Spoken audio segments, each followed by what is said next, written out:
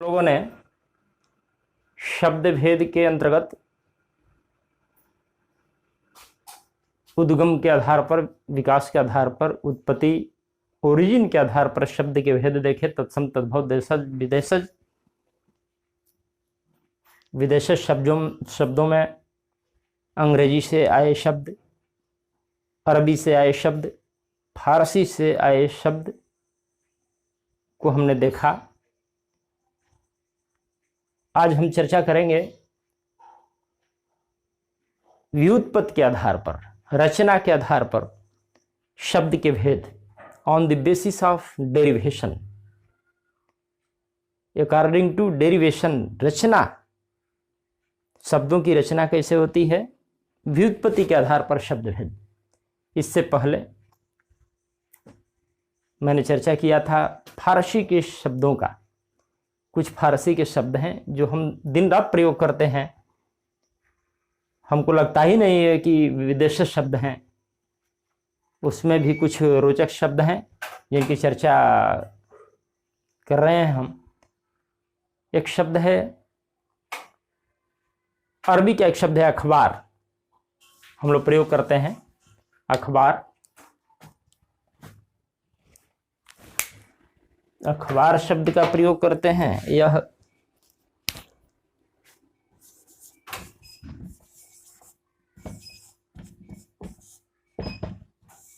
यहाँ नुक्ता होना चाहिए, अखबार।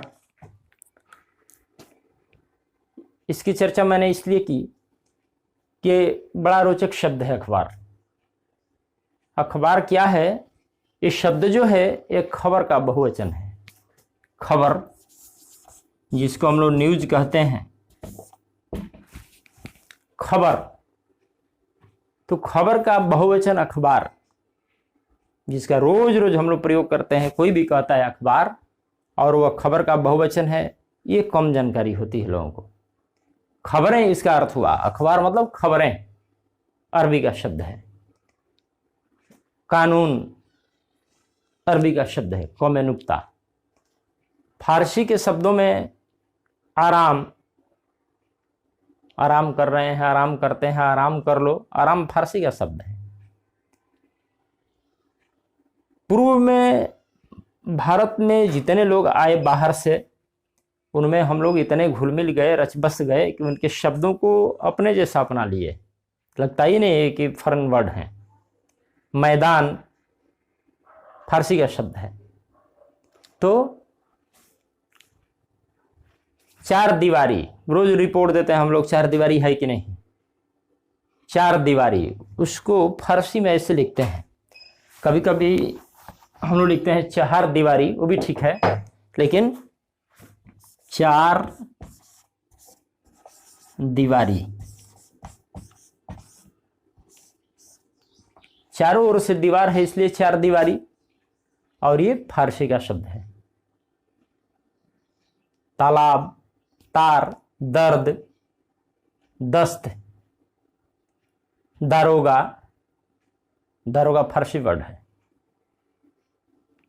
चाकू, चमन, पैमाना, ये सब फारसी के शब्द हैं। एक है जिसकी चर्चा करना चाहेंगे हम, बंदूकची।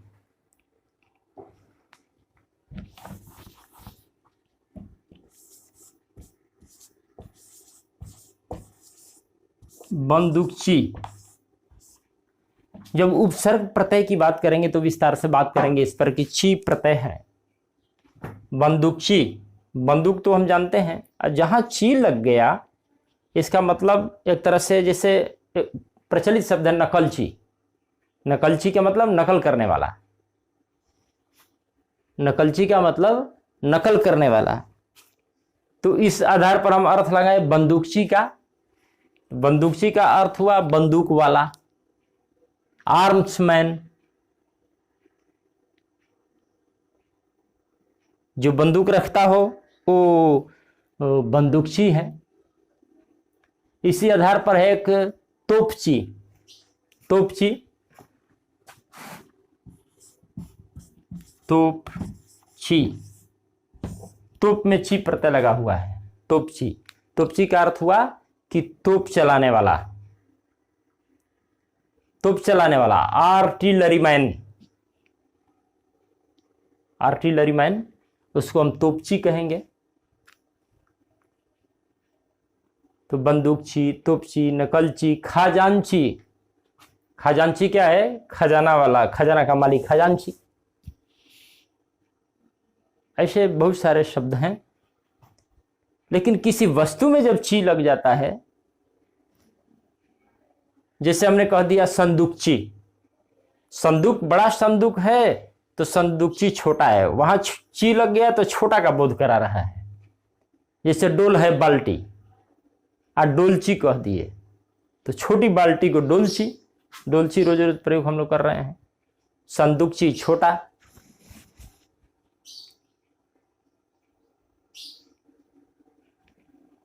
तो इस तरह से छोटे का बोध कराता है ची। इसलिए मैंने इसकी चर्चा की कि बंदूकची, चोपची, खजांची, नकलची, ची लगा तो क्या मतलब हुआ उसका। अब जितने शब्द आएंगे उसको अर्थ लगाने में कोई दिक्कत नहीं होगी।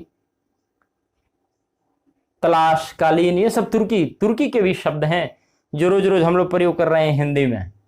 जैसे हमने कहा कि तलाश, कालीन बिछाने वाला, तुर्की वर्ड है।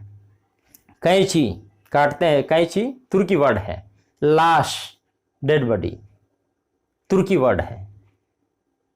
तोपची जो मैंने कहा तुर्की वर्ड है।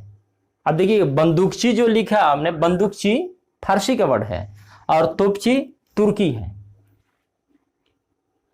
काका, कोई हमें भी तो काका पुकारे, काका तुर्की वर्ड है। नागा, जिसको कहते हैं कि एक दिन भी नागा नहीं रहे, एब्सेंट, यह नागा क्या है? यह नागा तुर्की वर्ड है। कुर्ता, चमचा तुर्की वर्ड। बहादुर तुर्की वर्ड है, कुर्ता। तो लग रहा है कि हिंदी के ही वर्ड बोल रहे हैं। कोई भी ऐसा हिंदी भाषी व्यक्ति नहीं है जो इन शब्दों का अर्थ न जानता हो। केवल ये जानना है कि ये तुर्की के शब्द हैं, ये फारसी के हैं, ये अरबी के हैं। धीरे धीरे अभ्यास करने से आ जाता है। अब हम देखेंगे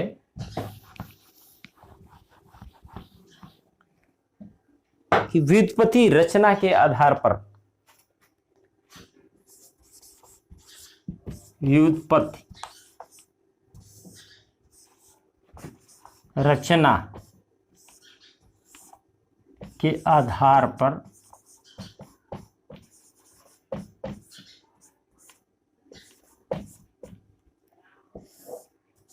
एक शब्द यहां भी है, उत्पत्ति के आधार पर और व्युत्पत्ति के आधार पर। उत्पत्ति है तो उद्गम है, ओरिजिन है वो। अब व्युत्पत्ति हो गई तो रचना है वो। वी उपसर्ग लग गया है, अब प्लस उत्पत्ति। यहां ह्रस्व इकारांत है और ऊ में मिला तो व्यू हो गया। व्युत्पत्ति, ई का यण संधि, ई को यणच। तो उत्पत्ति यदि है तो ओरिजिन के आधार पर तत्सम तद्भव देशज विदेशज हो जाएगा। और यदि वी उपसर्ग ला के व्युत्पत्ति कर दिए तो व्युत्पत्ति के आधार पर अलग अर्थ ही हो गया उसका। इसका अर्थ हुआ रचना, बनावट के आधार पर, on the basis of derivation, derived, किसी दूसरे शब्दों से डेराइव्ड हुए हैं, निकले हैं, बनाए गए हैं। इस आधार पर शब्द के कितने भेद होते हैं इसको देखते हैं।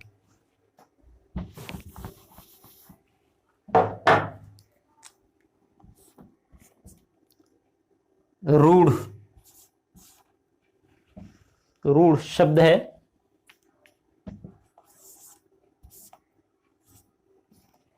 कन्वेंशनल वर्ड है। कन्वेंशन, परंपरा से चला आ रहा है। इसकी कोई उत्पत्ति, कारण, रचना, विकास ऐसा कुछ नहीं है, कन्वेंशनल है यह।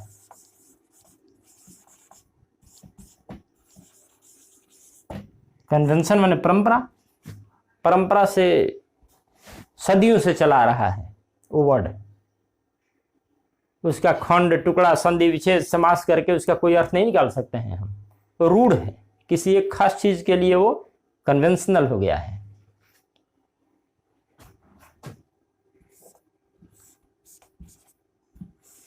दूसरा है यौगिक।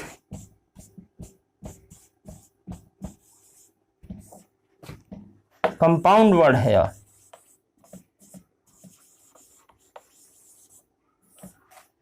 कम माने टुगेदर, एक साथ मिल जाना। यौगिक, रूढ़ यौगिक, और तीसरा है योग रूढ़।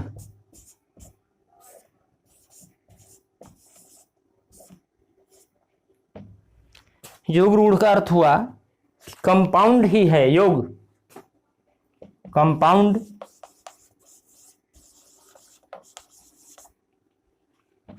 योग, योग का अर्थ हुआ कि compound, but conventionalised into one thing या वन मीनिंग। कंपाउंड है लेकिन, कंपाउंड वर्ड है लेकिन कन्वेंशनलाइज्ड, वो परंपरा से चला आ रहा है कि इसका कोई खास अर्थ है। Compound word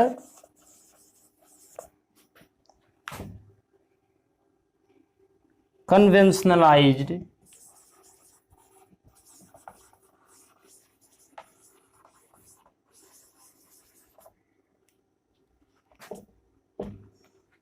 into one meaning।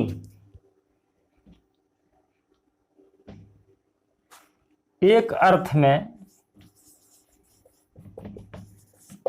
कन्वेंशनलाइज्ड हो गया है, इसके जैसा हो गया है, कन्वेंशनल हो गया है। वो है तो कंपाउंड ही, यौगिक, दो सार्थक शब्दों के योग से बना है, लेकिन पूरा शब्द जो है, समस्त जो पद है, वो कन्वेंशनलाइज्ड हो गया है, परंपरा से आ रहा है किसी एक चीज के अर्थ में, वो योग रूढ़ है। इसको देखते हैं आगे।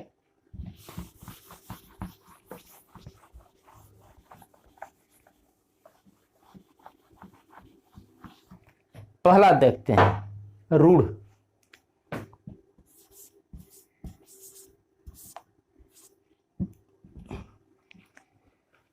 वे शब्द जिनके खंड सार्थक नहीं होते हैं, जैसे लोटा,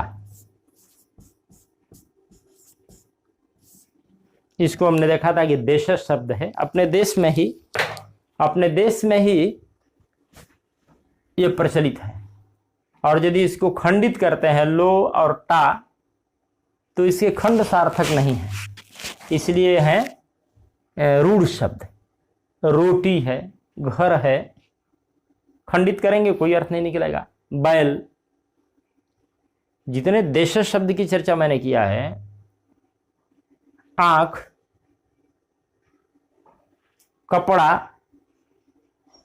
वो रूढ़ शब्द है, उसका खंडित करने पर उसका कोई अर्थ नहीं निकलता है। लोटा, रोटी, बैल,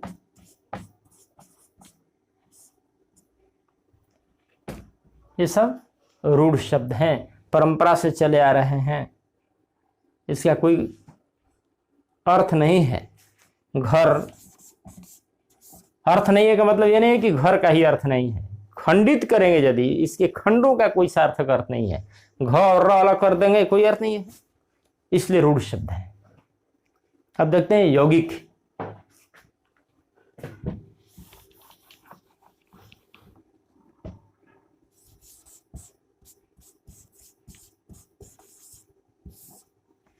परीक्षाओं में आ जाते हैं शब्द, निम्नलिखित में से कौन रूढ़ शब्द है, कौन योग रूढ़ शब्द है, निम्नलिखित में से कौन तत्सम शब्द है, कौन तद्भव है।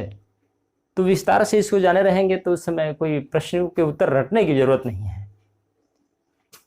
अधिगम बिंदुओं पर विस्तृत चर्चा इसलिए की जा रही है कि कोई खास प्रश्न का उत्तर याद करें और भूलें, याद करें भूलें, उससे बढ़िया है कि उसका एक कॉन्सेप्ट क्लियर हो कि शब्द के पाठ से कोई प्रश्न आता है किसी भी परीक्षा में, तो उसको हल करने में हम सक्षम हों। ऐसे रट लिए कि रात कौन सा शब्द है निम्नलिखित में से, तद्भव। लेकिन तद्भव के बारे में पूरा जाने रहेंगे, तत्सम क्या है, तद्भव क्या है, देशज विदेशज क्या है, योग रूढ़ रूढ़ यौगिक क्या है, तो प्रश्नों के उत्तर बताने में कोई कठिनाई नहीं होगी। इसलिए हम लोग प्रश्नोत्तरी पर ज़्यादा ध्यान नहीं देते हैं, पाठ के कंसेप्शन पर, उसके अवधारणा पर ध्यान देते हैं। यौगिक, यौगिक का मतलब मिला हुआ। योग बात करेंगे, प्रत्यय की तो बात करेंगे, लेकिन प्रसंग बस योग में जब एक प्रत्यय लगाते हैं तो यह दीर्घ हो जाता है पहला वर्ण। योग है तो यौगिक हो गया। भूगोल से भौगोलिक, इतिहास से ऐतिहासिक, समाज से सामाजिक। एक प्रत्यय की जब चर्चा करेंगे तो विस्तार से देखेंगे कैसे इसको लिखा जाता है। अब ईक लगा तो हर्षई ही रहेगा, दीर्घई नहीं रहेगा। तो बाद में बात करेंगे कि हर्षई कहाँ होता है, दीर्घई कहाँ है, ऊ कहाँ है, दीर्घऊ कहाँ है। यौगिक, युज माने जोड़ना, योग माने भी जोड़ना, युज धातु है मूल में इसके। मतलब कि दो शब्दों के योग से इस शब्द बने हैं, इसलिए यौगिक हैं। और दोनों शब्द सार्थक हैं खंडित कर देने पर भी। जैसे यौगिक विद्या, उधर आलय मिलके हो गया विद्यालय। विद्या और आलय यदि खंडित करते हैं, रूढ़ को मैंने बताया कि रूढ़ के खंडों का अर्थ सार्थक नहीं होता है, लेकिन इसको खंडित करते हैं, विद्या प्लस आलय दोनों खंड सार्थक हैं। विद्या का भी अपना अर्थ है, आलय का भी अर्थ है, दोनों के मेल से बना विद्यालय, इसलिए यौगिक शब्द है। यौगिक शब्द जो दो शब्दों से मिलकर बने हैं और उन दोनों का यदि खंडित करते हैं, विच्छेद करते हैं, विग्रह करते हैं, तो दोनों का एक अर्थ है जिसके खंडों का सार्थक अर्थ हो यौगिक है। पाठशाला,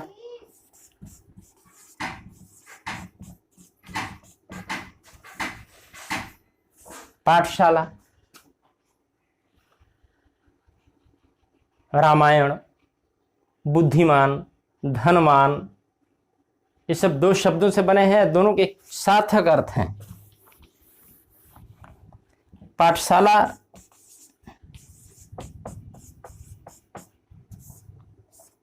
शाला एक ऐसा शब्द है, शाला माने घर कहते हैं हम, लेकिन शाला का प्राचीन काल में अर्थ होता था पंक्तिबद्ध होना। शाला, पाकशाला कतार में बर्तन, पाठशाला वहाँ बच्चे कतार में होके कक्षाओं में जाते हैं, कतार में होके प्रार्थना करते हैं। कतार का बहुत महत्व है, पंक्तियों का बहुत महत्व है वहाँ, इसलिए शाला जोड़ा गया। शाला का अर्थ होता था पंक्तिबद्धता, मतलब नियमबद्धता। पाठशाला है, पाकशाला है, व्यायामशाला है, नाट्यशाला है, नृत्यशाला है। शाला में पंक्तिबद्धता, नियमबद्धता, अनुशासनबद्धता होती थी, तो पाठशाला और विद्यालय में अंतर है। पाठशाला कहने का अर्थ हुआ कि वहाँ अनुशासन, नियमबद्धता, पंक्तिबद्धता, कतारबद्धता पर जोर देना चाहते हैं, तो ये यौगिक है।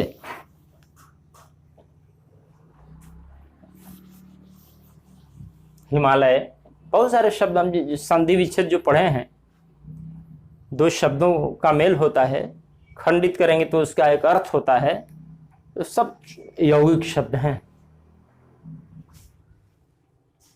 अब योग रूढ़ देखते हैं।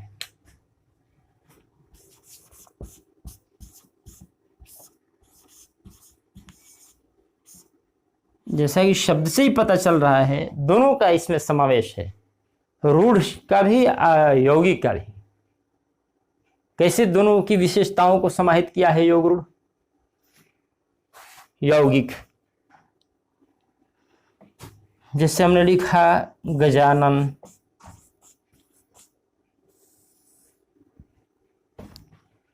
तोड़ दिए यदि इसको हम तो गज प्लस आनन। गजानन के खंडों का अर्थ है जिसके खंडों का सार्थक अर्थ हो। गज माने हाथी और आनन माने मुख, चेहरा, तो यौगिक है।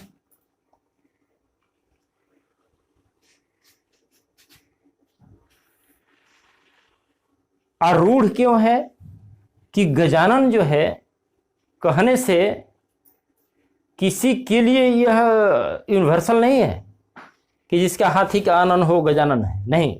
गणेश के लिए कन्वेंशनल हो गया है यह, इसलिए रूढ़ भी है। गजानन किसको कहते हैं? गणेश को। तो compound word conventionalised into one meaning, compound word ही है, लेकिन यह किसी खास अर्थ में कन्वेंशनल हो गया है, इसलिए योग रूढ़ है। किसी खास अर्थ में रूढ़ हो गया है, रूढ़ियों से, पीढ़ियों से, परंपरा से चला रहा है, इसलिए यह रूढ़ भी है, इसलिए योग रूढ़। दशानन, 10 आनन हो जिसके, लेकिन सबके लिए नहीं, रावण के लिए, इसलिए दशानन योग रूढ़ है, यौगिक भी है, रूढ़ भी है। लंबोदर, लंबा हो उदर जिसका, कन्वेंशनल है गणेश के लिए, इसलिए योग रूढ़। तो इस तरह से हम देख रहे हैं कि जितने ही बहुव्रीहि समास हैं, समास की बात करेंगे तो समझेंगे, लेकिन अभी भी कि बहुव्रीहि जो समास हैं वो सब योग रूढ़ हैं।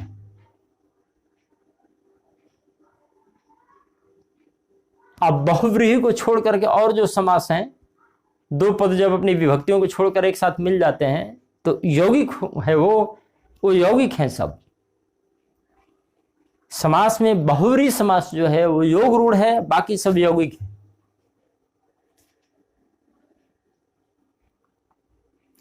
तो रूढ़, योग रूढ़, यौगिक की मैंने चर्चा की। चंद्रशेखर, चंद्र हो शेखर पर जिसके, अर्थात शिव। चंद्रशेखर यौगिक, शिव के लिए रूढ़ हो गया है, इसलिए योग रूढ़। वीणा पाणी,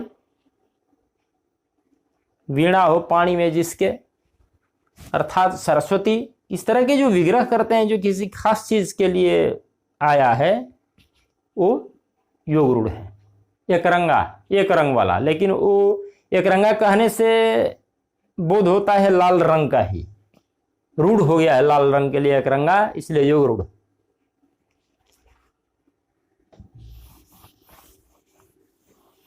तो हम समझते हैं कि रूढ़, यौगिक, योग रूढ़ क्या है, एक संक्षिप्त चर्चा समझने के लिए काफी है।